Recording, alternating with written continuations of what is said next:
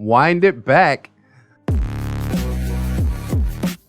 Hello friends and welcome back to ReddX, your source for the freshest daily Reddit content anywhere on the internet. Promise, swearsies, it's just a fact. It's totally science.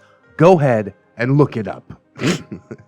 Today we are jumping back into the Wheezybeard saga from r/Tales of Neckbeards. User Bright Rice has been pretty consistent with putting these out, and we've got 3 more stories from our favorite Wheezy boy. He's fat, he's tired, he's disgusting, he is definitely your standard neckbeard fare, so I'm excited to see what happens. We were promised to be introduced to his mother in the last entry. You can find those videos down in the description, so I'm super excited to see what happens next. So without any further delay, let's go ahead and jump right into this thing. Part 5, Scummy Mummy. Hello Neckbeard fans, I hope you're ready for this next part. I am OP, your small storyteller. WB, that's the Wheezy boy, and potential cancer ad star. GG is our beautiful landlady/grandma. And then we have Scum. She is Wheezybeard's mother, and possibly a legbeard, up to you guys to decide. After our last tale, I was heartbroken. Grandma needed support, and Wheezybeard obviously did not care. After days of checking in on her in the morning, having a coworker drive me at lunch to see if she needed anything, and then rushing home after work to check on her, she finally had a checkup from a nurse. The nurse was there when I came on one of my lunch breaks. Grandma was sure to tell her how much I'd been looking after her, and the nurse suggested that I become a full-time carer and be paid by the government to look after her. Now, this was the best news that I could have received. I was so excited to be able to stay and look after her and be paid to do it. I wouldn't have to worry about not getting enough hours at work and doing what I had been doing without all those distractions. I asked if we could get an alert lanyard in case she follows or needs my help and isn't near her phone. That nurse is smart, man. That's a great suggestion. I hated having to rely on Wheezybeard to check on her, so this was a perfect solution. Now, because Grandma had not had the time nor thought to ask me to have her as her primary contact for the hospital had called Scum to let her know that her mother was in the hospital. Uh-oh. Now, I did not know that Scum had been contacted. I had not seen her at the hospital at all. She was in another state. And when hearing of her mother in hospital, she decided to save up and move back. Honestly, I'm surprised that she didn't just be like, call me when she's dead, like her son did. Then again, I don't think that her intentions in moving back were pure or anything. Another part of the backstory is that the granny flat had been built with the intent of Scum and her son moving in. Grandma had said that she wanted Scum to get a job and to look after her son and just generally get back on her feet. This, of course, did not appeal to Scum. She was an entitled, overweight woman of the night. For real, though? Is that actually her job? I do not judge these types of people. For the most part, you don't know what their story is, but I knew hers. As a teen, she rebelled and lapped up males' attentions. She left Grandma to be with Wheezybeard's father that left as quickly as he could. Scum raised Wheezybeard while on the pension, ignoring Grandma's pleas to come home. She preyed on people's kindness and got what she wanted too often, and now she saw it as a lifestyle. A lovely person indeed. Scum would go home with drunk men, then stay as long as she could before the police would get involved. What a nightmare. She had so many prior convictions for assault, squatting, and stealing. She would leave her belongings in a friend's shed, and she would just stay at a man's house for as long as she could, hoping to get pregnant. Oh my god, what a life. Eating his food, watching his TV, generally just getting as comfortable as she could until she was forcibly removed. She couldn't understand why men would force her out after she had given herself to them. She would randomly show up sobbing that no one loved her, and that she just wanted a man to care for her and treat her like a princess. I had no idea the desperation of this woman and how good she was at manipulating people to get what she wants. Part of me feels bad for Scummy Mummy, but at the end of the day, like, you made your own decisions. You want to be treated like a princess, then act like a princess, you know? You don't get drunk and go spread your legs for any dude who's willing to dip it in. Like, she's obviously got a big hole in her heart, and instead she's trying to fill something else. It ain't the way to go. Naughty, slutty mummy. Right. I will leave the story off here. Thank you again to ReddX for reading parts 2, 3, and 4. Please like and subscribe to him, people. He's one of the most committed content creators there is. Goodbye for now. Ooh, and we got the plug at the end. Hell yeah. I definitely appreciate OP's appreciation. I do work pretty hard for this Reddit channel, and I've been seeing it bear fruit. We hit 4,000 subscribers recently, which is just like, oh, king of the world, and it keeps on going. So thank you guys so much for doing your part, getting out there, liking the video, sharing it if you have. That is just amazing. I'm so appreciative of that. As for Scummy Mummy, well, I'm glad to get a bit of her backstory, just a little bit of context, you know what I mean? Obviously, she's a broken person, but it's really her fault at the end of the day. She just wanted to be a rebel, run away from home, go get knocked up, and now she's on a pretty dark path. So when she ends up crying about it, not being loved and stuff like that, it's like, well, you kind of did it to yourself, didn't you? The fact that she's squatting in people's houses, like literally having to be forcibly removed, is just like so over the top ridiculous. Can you imagine having like a drunken one night stand and then you're like, okay, well, I guess I'll see you around. And she's like, I'm not going anywhere. What the fuck? No, you need to leave now. That's how this works. At least that's how I think it works. I don't actually do that as a principle, but to people that do, I don't begrudge you for it, you know? You're just out there living your life, having some fun. You shouldn't be judged for that. Although, you need to be very careful not to go down the path that Scummy Mummy went down. Anyways, let's see what happens in part number 6 right now. Wheezybeard part 6. Scum is more important. Greetings, hope everyone is well. OP back again with more of our sleazy, wheezy, makes me queasy neckbeard story. I like that.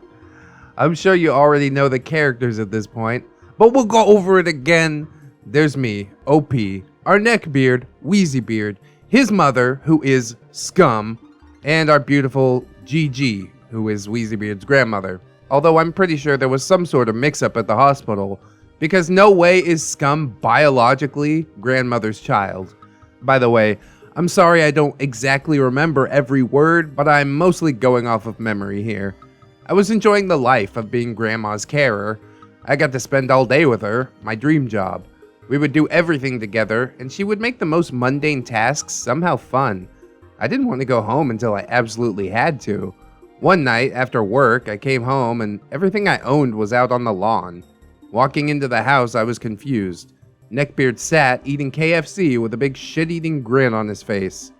"Why is all my stuff outside?" I asked, quite angrily. My mom put it all out there for you because she needed somewhere to stay. This was not okay. "But I pay rent. That is my room," I say. He shrugged his shoulders. I don't know, OP. Go talk with Grandma or Scum. He then leaned in closer. Unless you want to share my bed. I only share my bed with women when they're naked. He basically drooled at this point. Ugh. This is your problem, OP. You're gonna have to go about it. He then sat back and was rubbing something under the blanket, and I told him, hard pass. Big nope, big yikes. I decided I'd speak to Grandma first. Before I could even leave, Scum appeared. She sat down on her son's bed, which groaned under her weight, and, oh my god, she sat completely open-legged. Her scent was like a punch to the gut. God. Cringing so hard. She smelled horrible, like stomach-churning bad, like a mountain of feces on fire in the middle of a fish market. I doubt there was a man alive desperate enough to put up with that smell. Even Wheezybeard went a little green. She addressed me. Every minute of this conversation, Wheezybeard and I tried not to be sick. This house was built for Wheezybeard and I. You should be so lucky to be able to stay here with my beautiful boy. Motioning to the nauseous Wheezybeard. I have just moved back to be with my sickly mother, so you are no longer needed. Wheezybeard told me you were getting paid to be her carer. Well, I'm taking that job, as well as any money that you've gotten thus far. She's my mother. I won't have anyone taking advantage of her in her time of need. She said this crossing her arms and legs, some form of relief for myself and Wheezybeard. Mind you that this woman had not even popped by to say hello to her mother before deciding all of this. Needing to breathe, I walked over to Grandma's, and thank the gods, she was still awake. Grandma sat confused as I recounted everything that Wheezybeard and Scum had said to me. After I told her everything, she asked for help to get out of her bed, and asked me to dial Scum and Wheezybeard. She asked them to come to the main house. Scum came slithering in like she owned the place. Wheezybeard, with his usual thumping his way through, Scum said, How dare you come in here and wake up this poor, frail woman to get out of bed? She needs rest, not you lying to her and playing the victim. This is my house, and I want you gone. She pointed to the door. Now, you see here, Scum! Granny was fuming. This was a whole other side to her that I had never seen. No loving granny look, just pure rage. She was quite intimidating.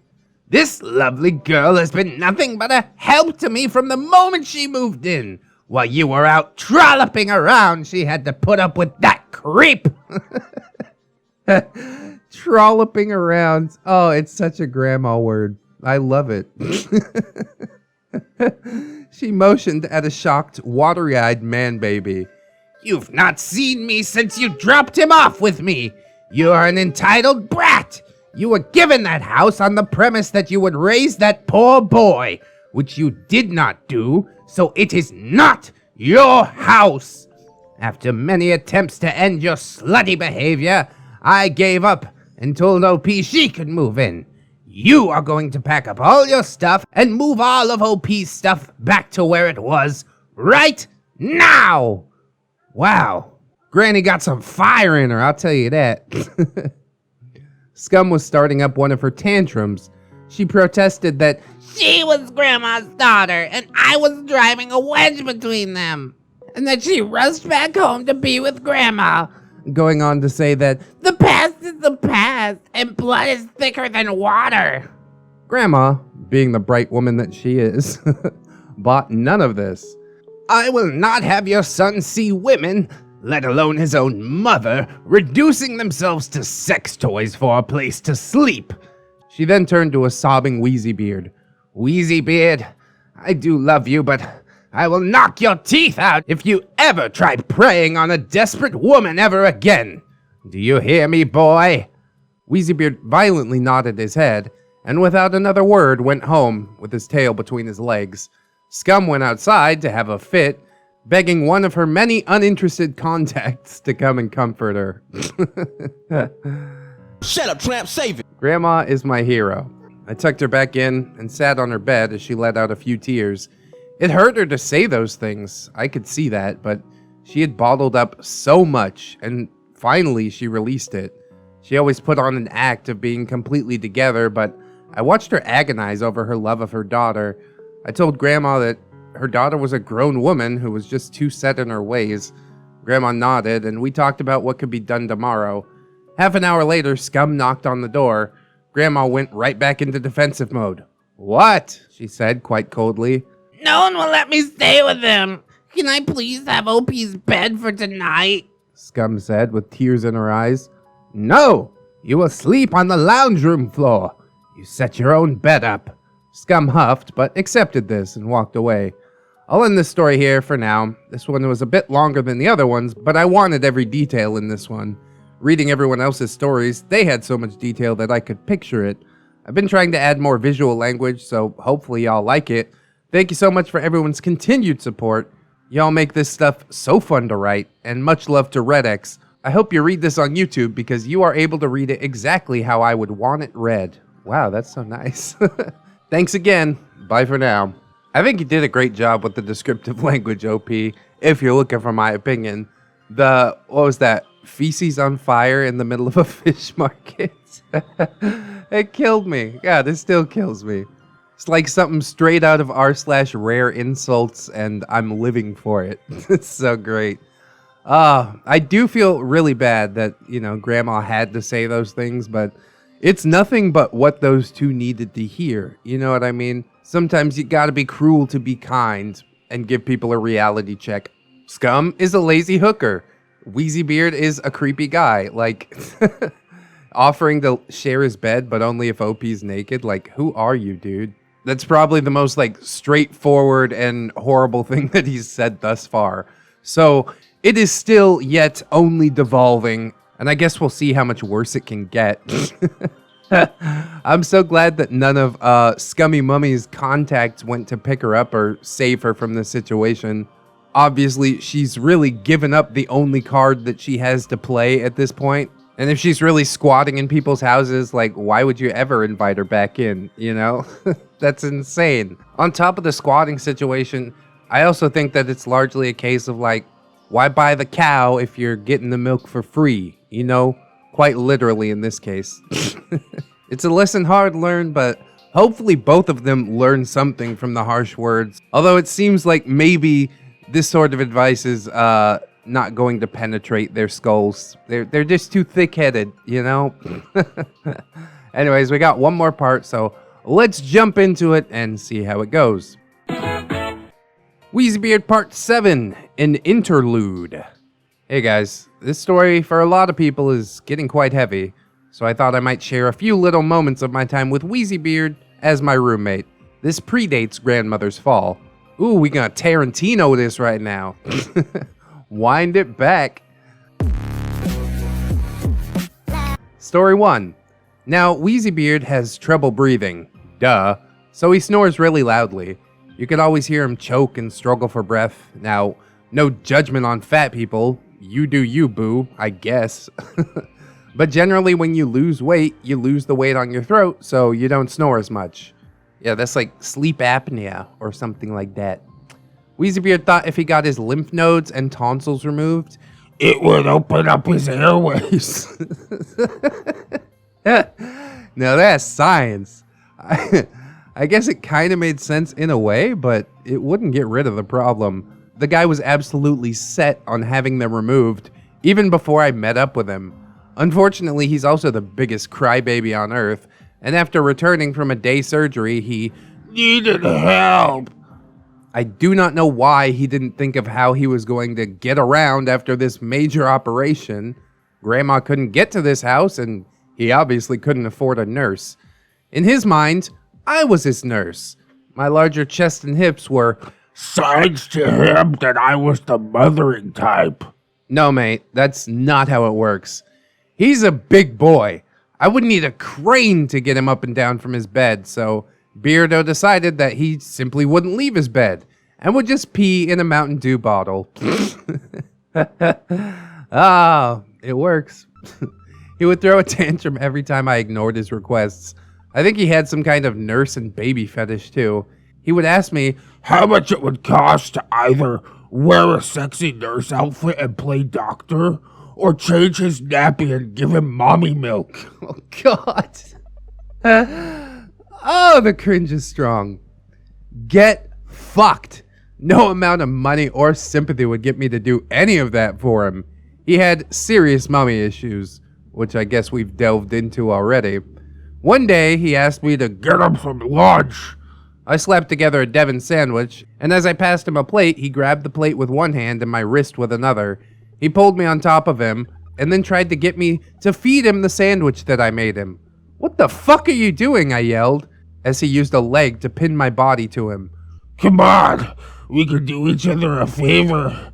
I'll be your daddy, and you can be my mommy. Oh, God. This has to be the cringiest part so far already, as he once again tried to feed me. Without a doubt, this man was batshit crazy. I tried with all my strength to push him off of me.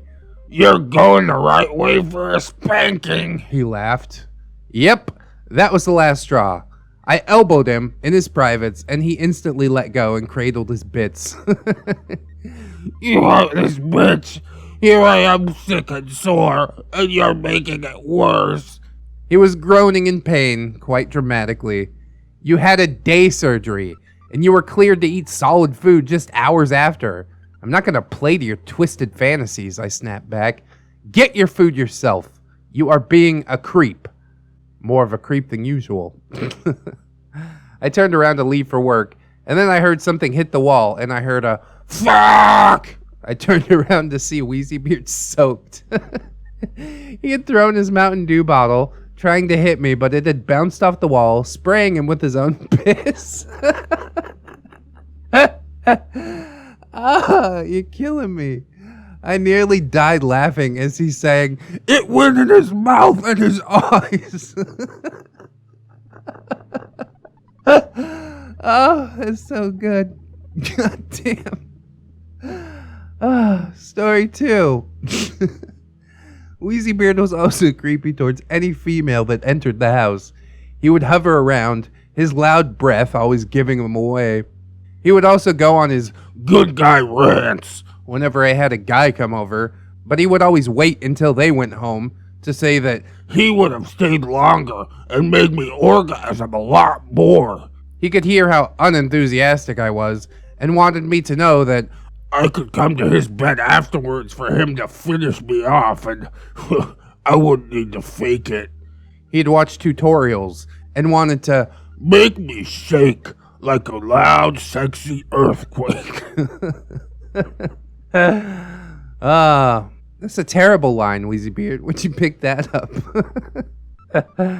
After walking out quietly one morning, I saw Wheezybeard with his waifu pillow over his face, phone near his ear as he was touching himself. Gross! He had a recording of me and a guy from one of my dates playing on his phone. Luckily, I snuck the same guy back in last night while Wheezybeard was snoring, and he was still there at the moment, so I quietly explained what was happening and sent him down. After listening for a few seconds, I heard a cracking noise, followed by a "What the fuck?" Slam! My date had apparently snapped Wheezybeard's phone on the ground and then bolted out the door. I could hear Wheezybeard saying, "OP, we've just been burgled! Come here!" I went down to see the damage. Wheezybeard was bawling, saying that someone broke in and broke his phone while he was sleeping. He asked if anything of mine was stolen. Nope. This burglar just wanted to break his phone and make a break for it. I could have addressed the recording, but I decided it would probably end in me being forced to buy him a new phone, and he could do with a spook after being such a creep. He would just deny it anyways. He told me that he was gonna call the police, but I told him that they wouldn't believe someone broke in just to break his phone, that they would think it was him making a false claim for a new phone, and they'd probably go through his iCloud for evidence. He decided to just save them the hassle and get a new phone.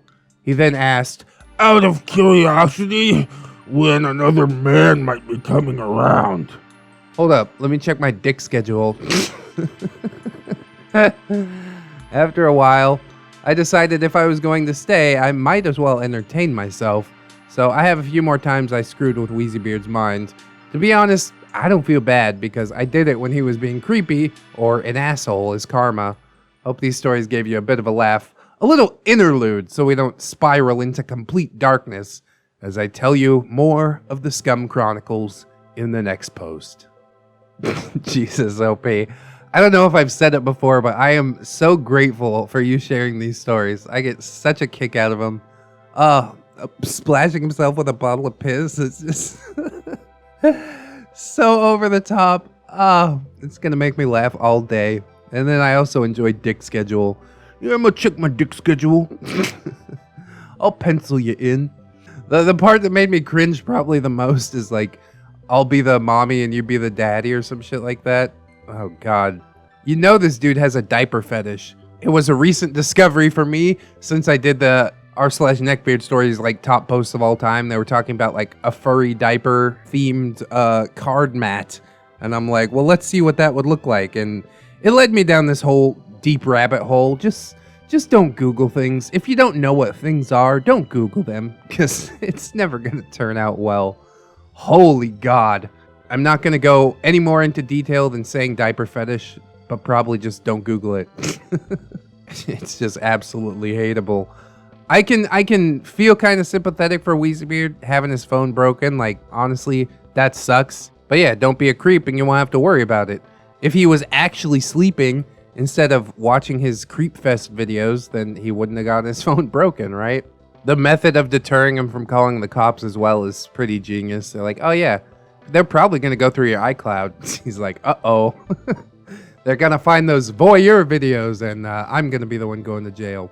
Big brain plays all the time here. Except, you know, the throwing a Mountain Dew bottle full of piss and splashing yourself with it. Oh, it's a knee slapper, a literal knee slapper. I just slapped my knee. Maybe you can hear it if you rewind. A killer couple of stories. Definitely does lighten the mood. I think that was the right play, OP. I'm so looking forward to part 8 and 9 and 10 and 20 and 40. I'll keep doing it if you keep making it because it is just such a perfect Neckbeard tale. It's got all the Neckbeard characters. Overly sympathetic grandma, detestable mother, and of course, the Neckbeard himself, who we all love to hate. And even the horrible characters have something redeeming about them. Like, deep down, there's a little kernel of humanity. It's just covered by a gigantic pile of shit. That's how I know this story's real, for reals. The Neckbeards aren't just cardboard cutouts. They're real humans, and they're also really flawed humans. You know what I'm saying? Oh, it's so good.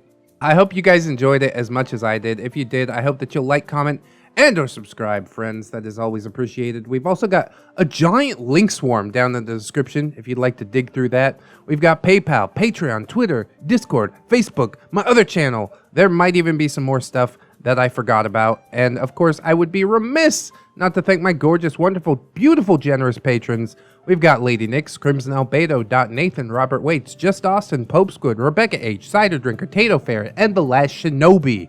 God, I'm getting good at that. If you can support monetarily, obviously that is massively appreciated, but if you can't, that's okay. I just appreciate you being here with me today and hanging out, and I hope you come back and hang out tomorrow. In order to do so, you'll need to keep yourself safe out there, wash your hands, it's very important, and also take the time to do something that you enjoy today, because you are loved, you are worthy, and you definitely deserve it. I'll see you in the next one, friends. And until then, bye-bye.